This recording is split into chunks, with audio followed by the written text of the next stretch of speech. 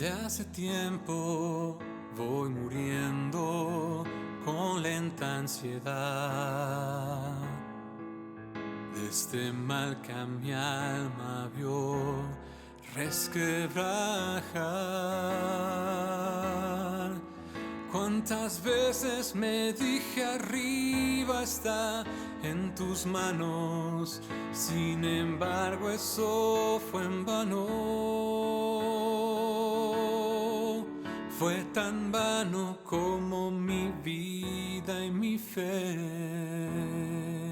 Pero ayer supe del Maestro, de su gran amor, mi esperanza ya gastada vi brillar.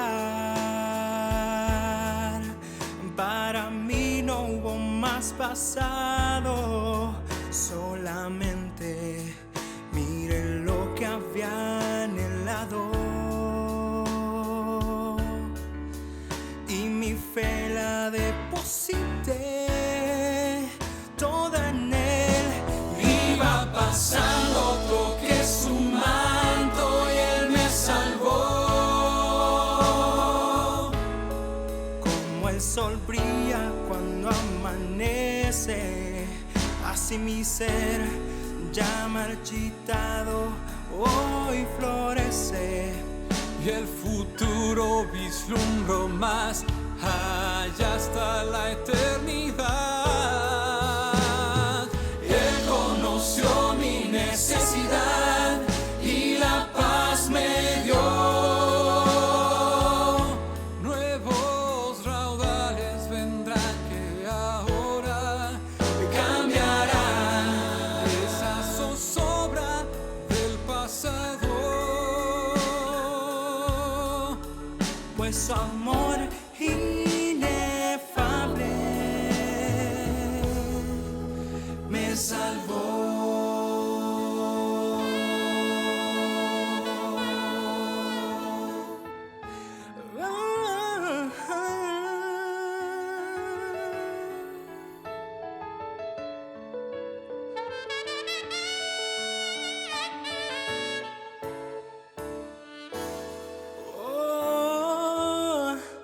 Pero ayer supe del Maestro, de su gran amor, mi esperanza ya cansada vi brillar. Para mí no hubo más pasado, solamente mire lo que había anhelado. Y mi fe la deposité toda en él. Iba pasando, toqué su manto y él me salvó.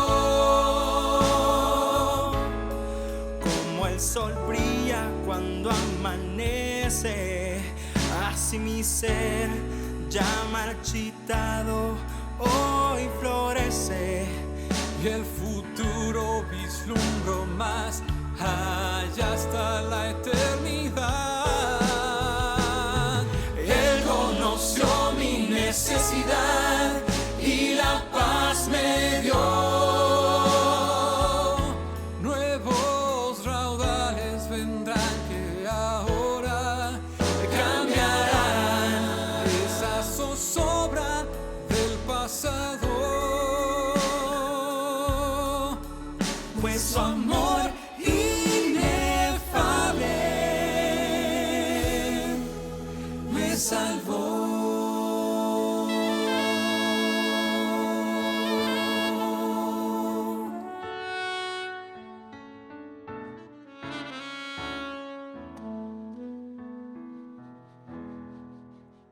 me salvó.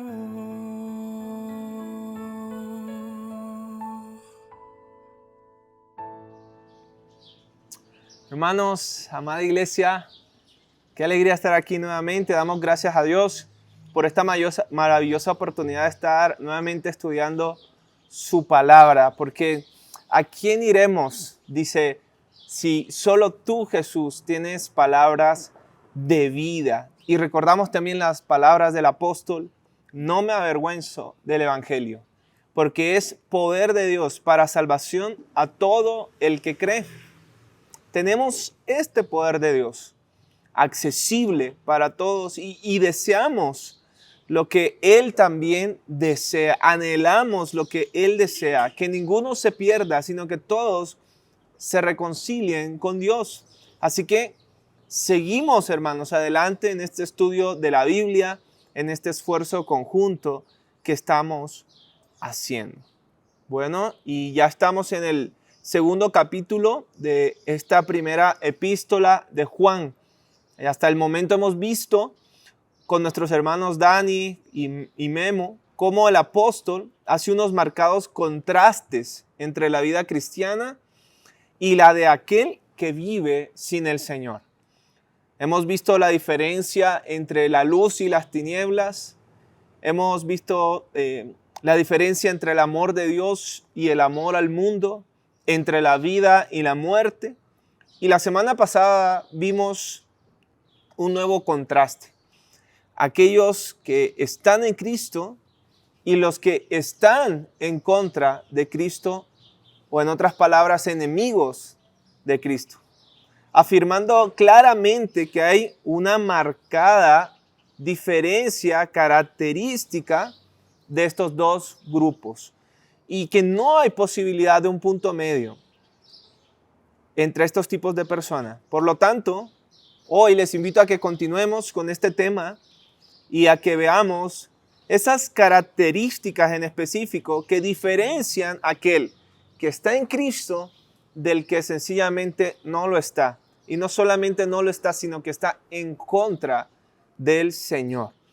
Vamos a leer, esto se encuentra en 1 de Juan, capítulo 2, versículos 26 al 29. Dice así la palabra de Dios. 1 de Juan, capítulo 2, versículos 26 al 29. Les he escrito esto acerca de los que los engañan.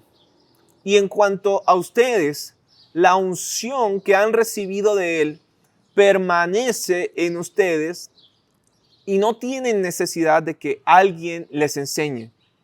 Pero como la misma unción les enseña acerca de todas las cosas y es verdadera y no falsa, así como les enseñó, permanezcan en Él. Ahora, hijitos, permanezcan en Él para que cuando aparezca tengamos confianza y no nos avergoncemos delante de Él en su venida. Si saben que Él es justo, sepan también que todo aquel que hace justicia es nacido de Él. Palabras del apóstol Juan. Y bueno, un primer aspecto aquí a señalar antes de ver las características de estos dos grupos de personas diferentes es que no hemos usado la expresión contraste entre los que están a favor de Cristo y en contra de Cristo. No, yo dije contraste entre los que están en Cristo, los que están en Cristo y los que están en contra de Cristo. ¿Por qué no usé la expresión a favor de Cristo? Bueno, porque muchos pueden pensar que pueden estar en ese punto intermedio, ¿verdad? De que, bueno, yo totalmente no estoy en contra, pero tampoco estoy en Dios, ¿verdad? No estoy totalmente a favor. Simplemente me gustan algunas ideas, simpatizo con algunas de las actividades de Jesús. Sin embargo, tampoco es que esté totalmente a favor o que se atrevan a darles el control de sus vidas a Cristo y que confíen en Él plenamente como para dejar en sus manos su porvenir. Esa es la diferencia por la que hemos utilizado diferencia o contraste entre los que están en Cristo y los que están en contra de Cristo. Entonces, el contraste claramente estará entre los que siguen a Jesús, los que aman a Jesús, obedecen al Señor, y aquel que no está en Él, aquel que solo pueda tal vez estar a favor de la causa y la misión de Cristo, pero que simpatice en él, que simpatice con eso, pero que no está a favor de la obra que Dios quiere hacer. Y que además abiertamente está en contra de reconocerle como Señor y Dios. Está en contra y niega que Él tenga el derecho de gobernar sobre el ser humano. Esto sobre el Señor Jesús. Muy bien, ahora sí entramos entonces en los versículos y entramos en el versículo 27 para ver la primera característica de aquellos que están en Cristo.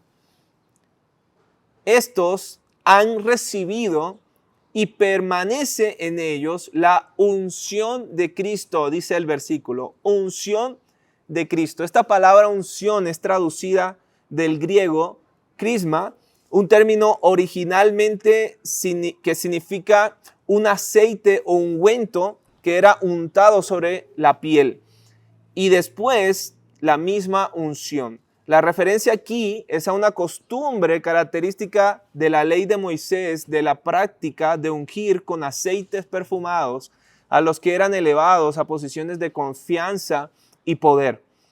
En cumplimiento de la voluntad de Dios, fueron ungidos reyes, sacerdotes y profetas. Todos estos eran ungidos.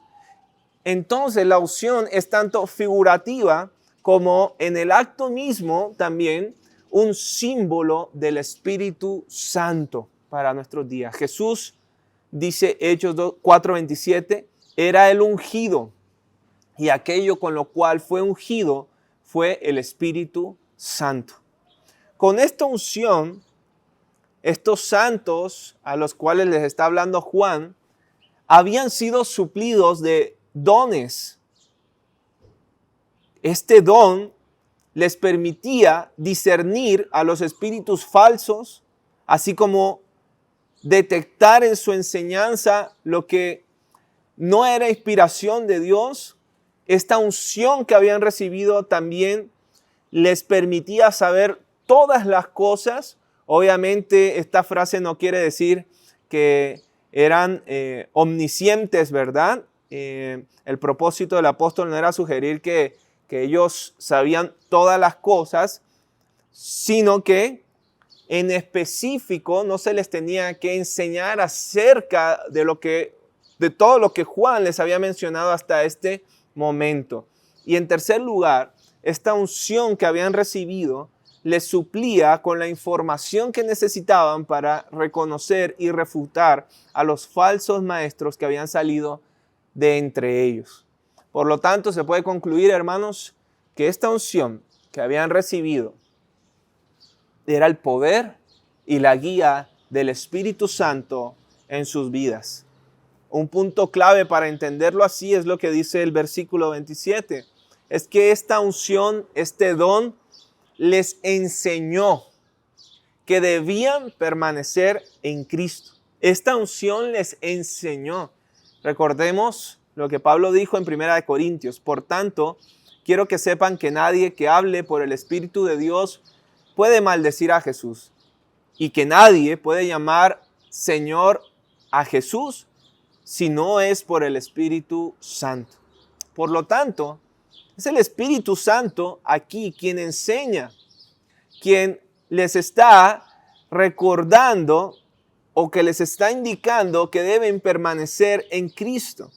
Aquellos que no estaban en Cristo no tenían este don de Dios, no tenían esta ayuda de Dios, por lo tanto no podían reconocer a Jesús, ni mucho menos permanecer en Él. Esa es la primera característica entonces, eran guiados por el Espíritu Santo. En segundo lugar, versículo 28, dicen que los que permanecen en Cristo en comparación de los que no están en Cristo, continúan allí con el Señor, perseverando. Esta palabra nos las marcaba el hermano Guillermo la semana pasada. Y es el mandato de un cumplimiento recurrente, permanente. No es algo de una sola vez en el cristiano al inicio de su vida cristiana, no, sino que algo que sigue repitiéndose día a día.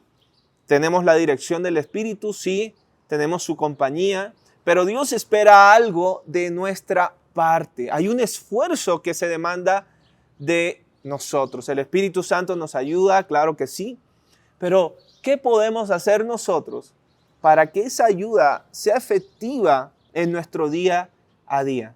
El apóstol Pablo nos enseña en Gálatas 6:8, el que siembra para satisfacer los apetitos de su naturaleza pecaminosa, de ella cosechará destrucción. Pero quien siembra lo que le agrada al Espíritu, del Espíritu cosechará vida eterna.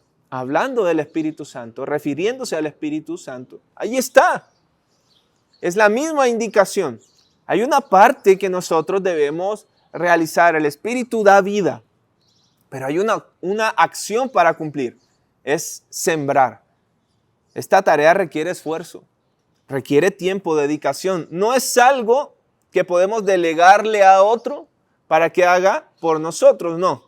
Algunos cristianos erróneamente podemos pensar que podemos allí usar a Dios para que venga a trabajar en nuestro campo, para que venga a trabajar en nuestra vida, para que Él prepare, Él riegue, Él siembre y nosotros estemos tranquilos y pudiendo cosechar todo lo que deseamos en esta vida.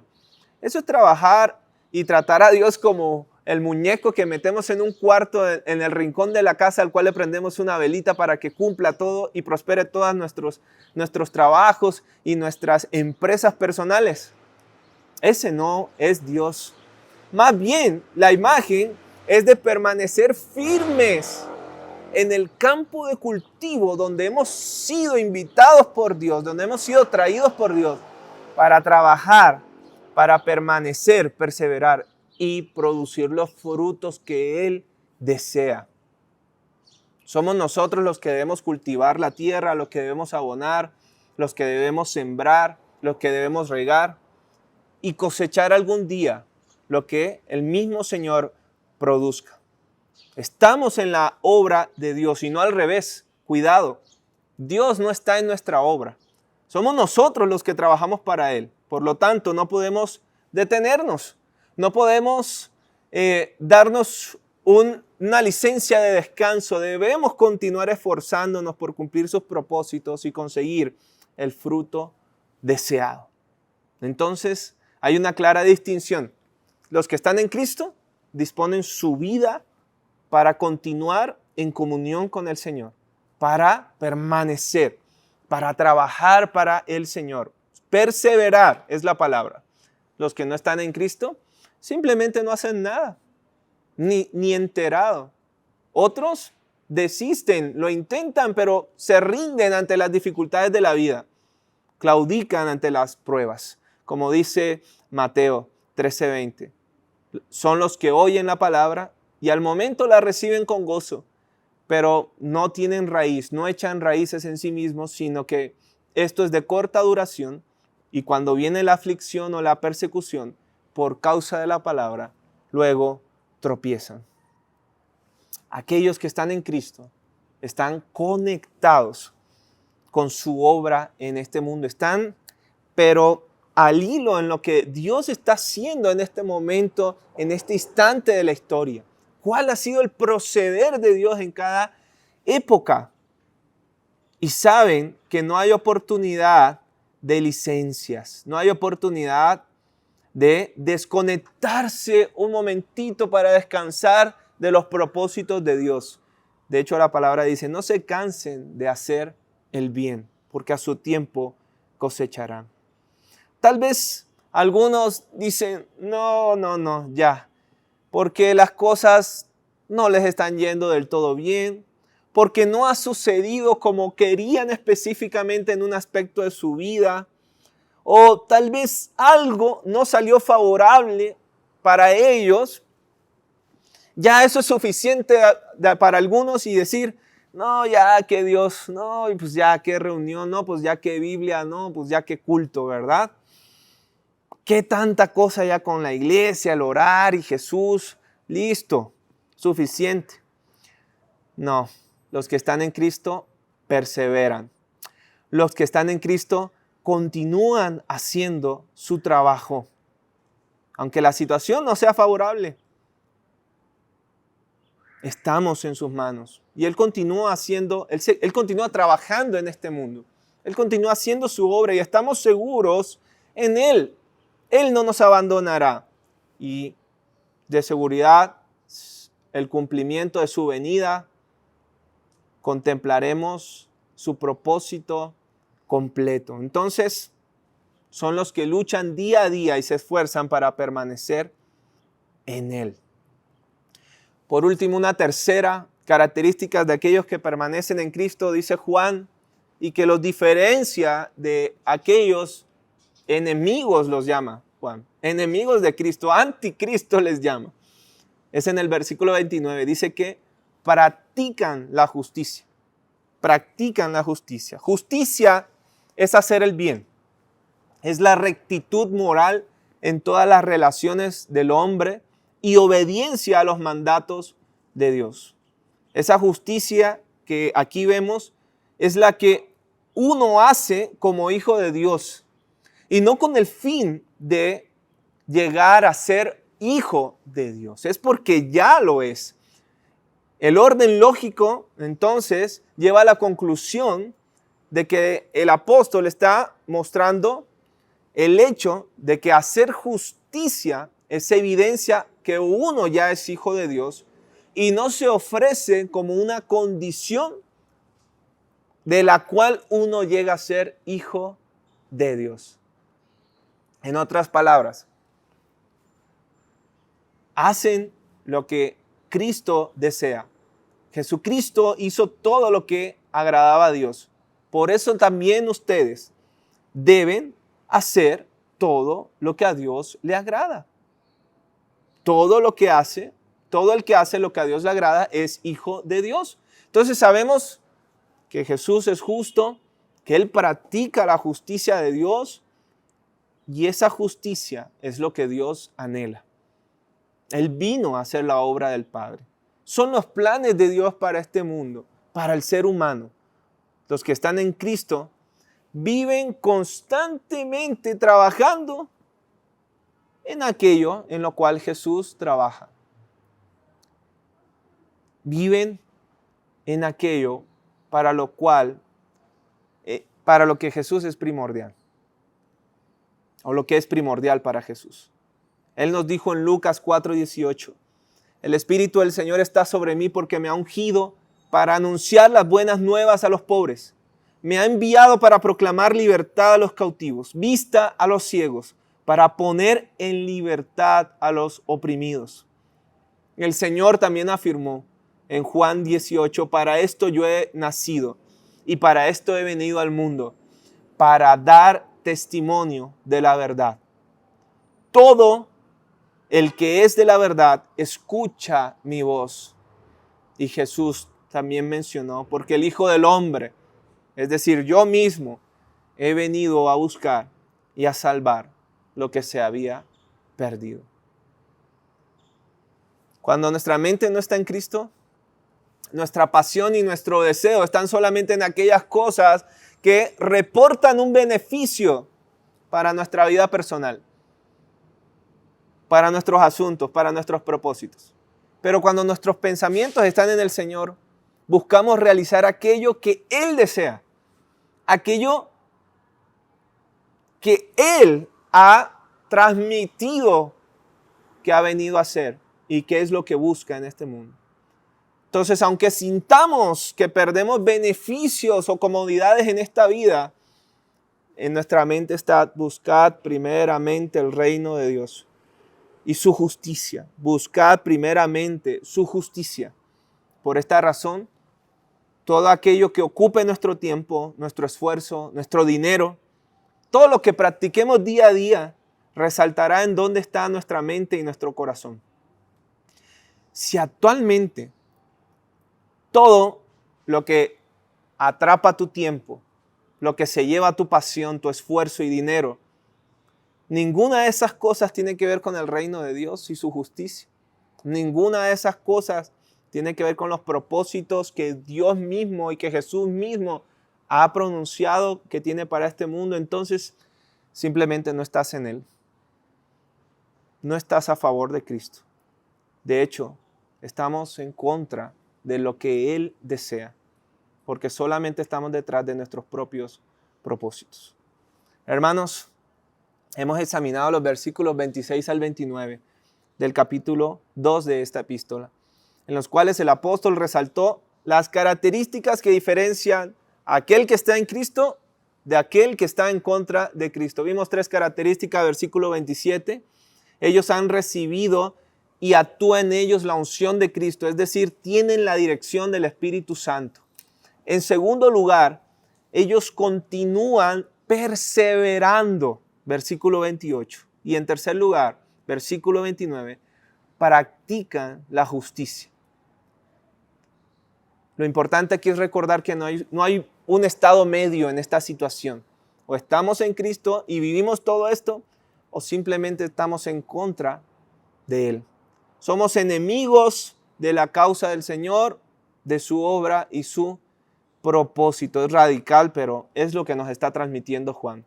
Pregunta para evaluarnos. ¿Quieres saber si verdaderamente estás en el Señor? Si tu corazón está en Él y tus pensamientos están en Él. Primero, ¿es el Espíritu Santo quien dirige tus decisiones y tus acciones? ¿Te encuentras sembrando en las cosas del Espíritu y en los propósitos divinos? 2. El problema o los problemas que tienes, los cuales están atravesando, ¿son suficientes para hacerte que dejes de perseverar? ¿Para que tires la toalla? ¿Estás huyendo o escondiéndote hoy de Dios? ¿O te estás presentando diariamente ante Él como siervo obediente? Por último, tercera pregunta. ¿Son los asuntos y los deseos de Dios tu pasión? ¿Buscas su justicia y su reino principalmente? ¿O hay asuntos mucho más importantes en tu vida?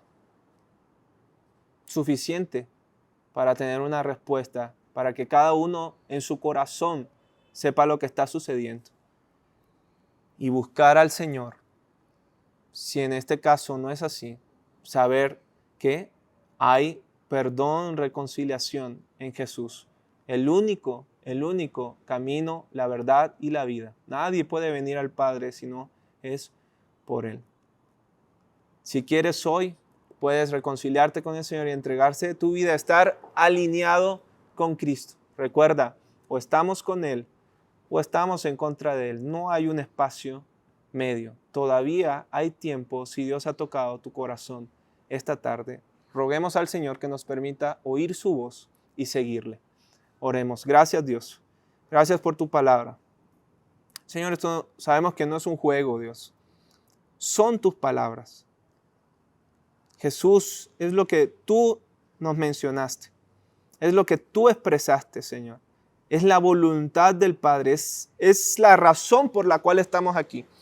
Es la razón por la cual tú creaste este mundo y a los seres humanos, y hoy nos has invitado, Señor, a decirle a todas las personas, reconcíliense con Dios. Nos has invitado a este ministerio, Señor. Gracias. Gracias, Padre, que podamos ser sensibles a tu voz y entender, Señor, salir de esta mentira, Dios, de medio estar en Cristo, de medio seguir su voz, de simpatizar, Señor, cuando estamos lejos de ti, Señor, cuando no estamos practicando la verdad. Ayúdanos, Señor. A ti sea la gloria. Oramos en Cristo Jesús. Amén y amén. Muy bien, hermanos. Gracias a Dios por este espacio. A Él sea la gloria.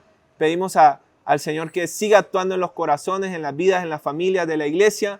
Pronto nos vemos. Si es su voluntad, sigámonos cuidando. Hay que seguir en esta tarea. Es nuestra parte, es lo que nos toca a nosotros, y nos vemos en la próxima semana en el estudio. Dios les bendiga.